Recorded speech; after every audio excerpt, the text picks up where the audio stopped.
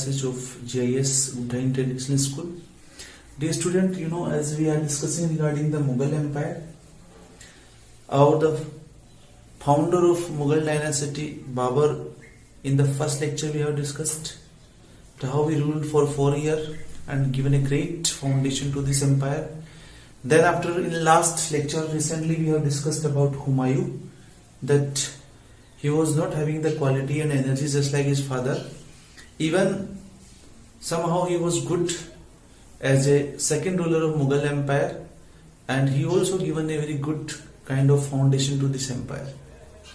Then in the same lecture we have discussed about the kind of war between Humayun and Sher Shah Suri. Sher Shah, the founder of Sur Empire and one of the powerful governor of Bihar and Afghan leader, continuously in 2 battles he defeated to Humayun in the battle of Chausa and in the battle of Kannauj in 1539 and in 1540. And after then Humayun left this dynasty for 15 years, then moved towards Sindh and Persia. There he got married with Hamida Bano, and after then he gave the birth to we can say he got a baby boy like Akbar, about which we are going to discuss in our upcoming lecture. So this is all about the Humayun. Some problems also you have seen that how he was facing some problems when he became the ruler from his own brothers only. But today we are going to discuss about Sher Shah Suri. Why? Because in that lecture only I said to you that we will discuss very soon about the powerful ruler, a powerful Afghan who defeated to a Mughal emperor, and because of that the Mughal emperor fled from his own empire for 15 years. So obviously we can say that he was very powerful. Maybe he was not from this Mughal empire, but being a Afghan he was having really great power. That's why he challenged to a Mughal emperor. So you see, first in 1540 to 45 means within only 4 short period, we can say 4 or 5 years he ruled as the ruler of Sur Empire. Okay, and in 2 battles consecutively he defeated to Humayun, that we have already discussed. Now some more about we want to know about the Sher Shah Suri. First of all, that the real name of Sher Shah Suri was Farid Khan. Very important question, many times in exam this question can be asked, that what was the real name of Sher Shah Suri. So you see, my dear student, Farid Khan was the real name of Sher Shah Suri. Now the question arises that how he assumed the title of Sher Khan or Sher Shah Suri. So there is a story behind the name and behind this title, my dear student. He was really very powerful, we all know well. It is said that single-handedly he killed a tiger. That's why after then he assumed a title of Sher Khan. Means single-handedly he killed a lion or Sher, we can say tiger. That's why he assumed a title of Sher Khan. So now you can think that if a man is going to kill a tiger, the lion of the very powerful animal of a forest, and single-handedly, obviously we can say very powerful. That's why after this he assumed the title of Sher Khan. Then he defeated twice to the Humayun in the role as a ruler of Sur Empire. Okay, he belonged to the Sur kingdom. Although he ruled for short period for 5 years, but he built a kingdom that stretched from Jhelum in the west to Brahmaputra, and in the east if you talk about from Himalaya in the north to the Narmada in the south. So you see, my dear student, that within 5 years how he expand his territory, his empire up to in almost all the parts of our country. This shows that really he was very powerful leader and ruler of Sur Empire. Some more if you want to know about Sher Khan, so you see that he was an excellent administrator and introduced many administrative reforms. Really, no doubt, being a ruler, he was not only a great ruler and a powerful king of Sur Empire, he brought so many reforms in his kingdom, especially in his administration system, just like in civil, military and land revenue system. In civil he brought so many changes. In military also, like he had a large standing army and branded horses known as Dag.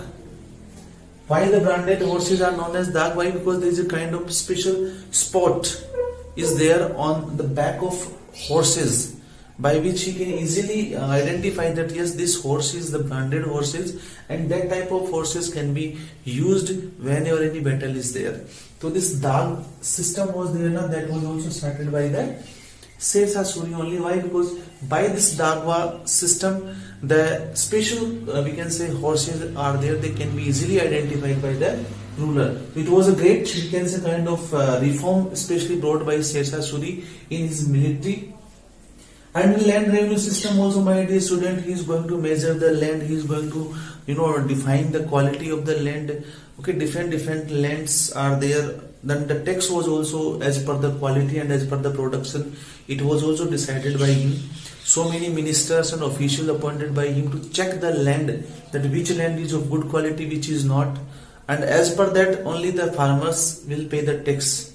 So this was really, we can say that being a very powerful ruler, he was good at reformation also, that so many reforms brought by him in his administration system. Then after, if we talk about, so you see, my dear student, he introduced silver coins, that is called Rupaya. Very important. That what was the name of silver coin introduced by Shershah Suri? To Rupaya, which was we can say accepted as a medium of exchange, means as a currency it was used at the time. Then he also minted the gold coins known as mohar, and the copper coins, that is called dam.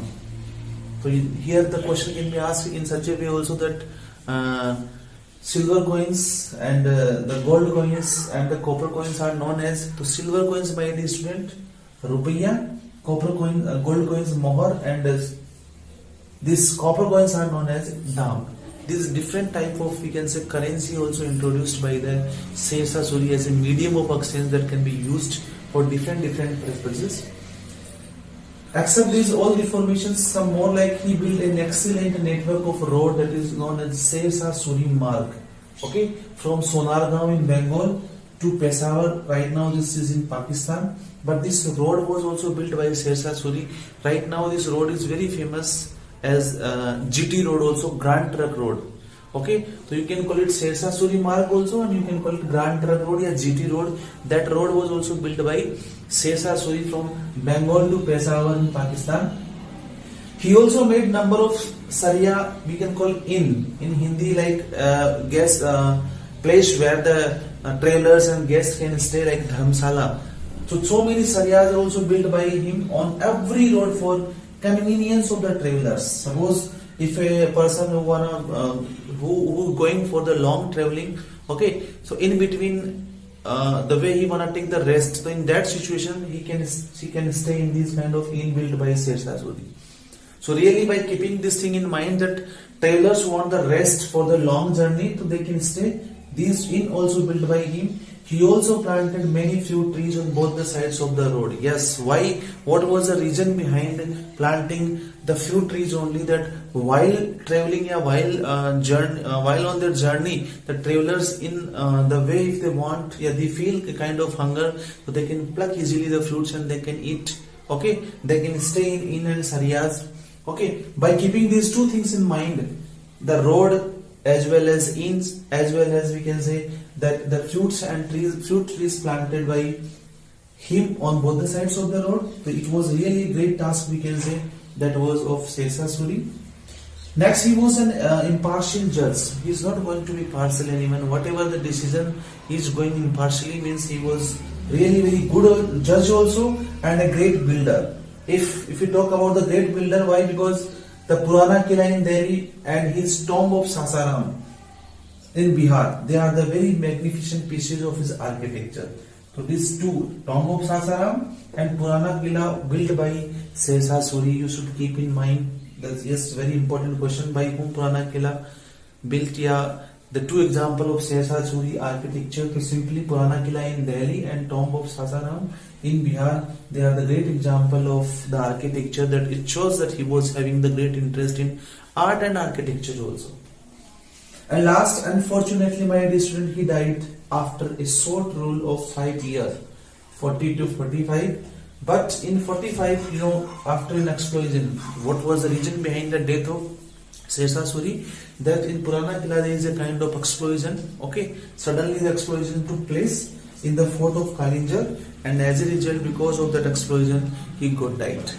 So you have seen that only for short period he is going to rule as the ruler of Sur Empire, but really he brought so many changes in his administration system, in his army, as well as in some other kind of civil changes also done by him.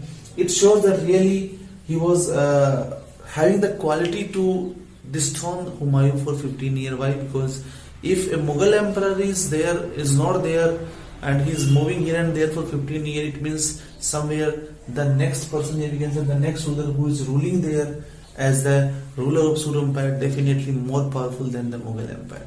So simply we can say that these all qualities and these all efforts and the reforms brought by Sher Shah Suri was really the great one. Today also, the GT road is there, my dear student, very famous. By that road, still people are there, they are having the name in their mind that yes, this road is built by Sher Shah Suri, one of the powerful Afghan ruler. So this is all about Sher Shah Suri, how he got the title of Sher Khan, what was his real name, in which 2 battles he defeated to Humayun, what kind of reforms brought by him, what kind of architecture, skills were there in him that he built different buildings, the name of those buildings, and how finally he got died. These all the questions are there, can be asked from this topic especially, so you should go through it again and again, my dear student. Even any doubt and any queries there, you can ask me. Till then, you enjoy this lecture. Thank you. Have a nice day.